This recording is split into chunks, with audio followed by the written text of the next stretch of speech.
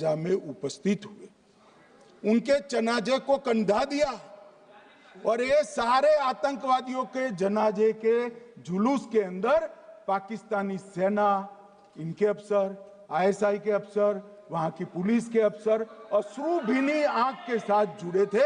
और मान्यवर, ये सिंदूर ने पाकिस्तान को पूरी दुनिया में एक्सपोज कर दिया कि पाकिस्तान के अंदर टेररिज्म स्टेट स्पॉन्सर्ड टेररिज्म है। ये पूरी तरह से मान्यवर पूरी तरह से एक्सपोज हो गया।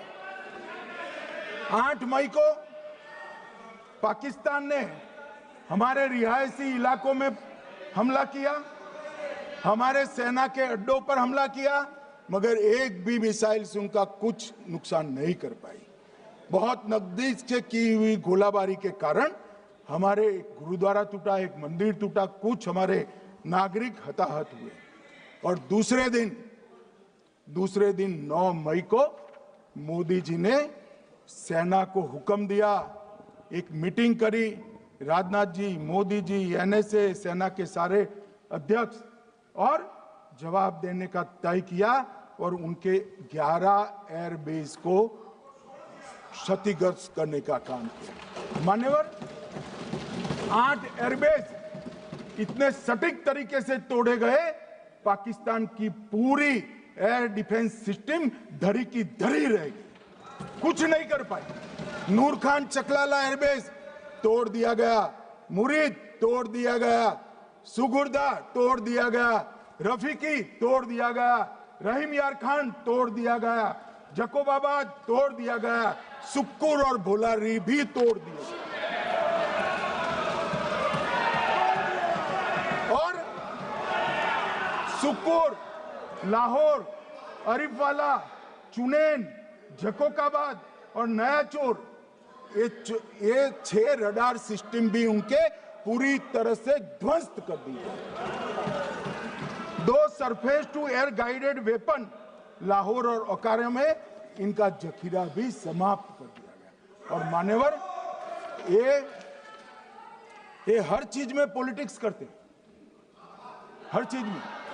जब उन्होंने हमारे रिहायशी इलाकों पर हमला किया, फिर भी हमने इनके रिहायशी इलाकों पर हमला नहीं किया, सिर्फ इनके एयरबेस और एयर डिफेंस सिस्टम को निशाना बनाया और उनकी आक्रमण करने की क्षमता को पंगु कर रख दिया।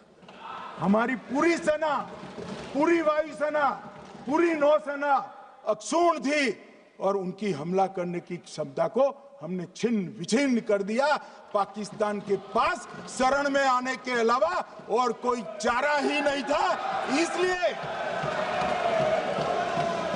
मान्यवर, इसलिए 10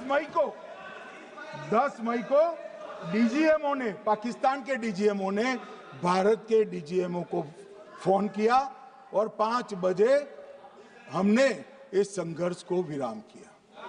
अब मान्यवर,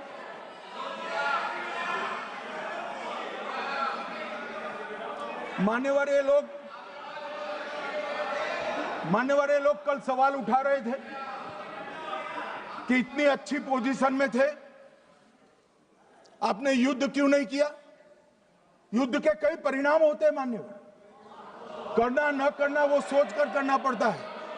मगर मैं इसी देश के इतिहास से कुछ घटनाएं बताना चाहता हूं। 1948 में मान्यवर, कश्मीर में हमारी सेनाएं निर्णायक बढ़त पर थी। सरदार पटेल ना बोलते रहे, जवाहरलाल नेहरू जी ने एक तरफा युद्ध विराम कर दिया। और मान्यवर, मैं बड़ी जिम्मेदारी के साथ कहता हूं, मैं इतिहास का विद्यार्थी हूं। पाक ऑक्यूपाई कश्मीर का अगर अस्तित्व है तो जवाहरलाल नेहरू जी की ये युद्ध विराम के कारण है। इसका जिम्मेदार जवाहरलाल नेहरू है।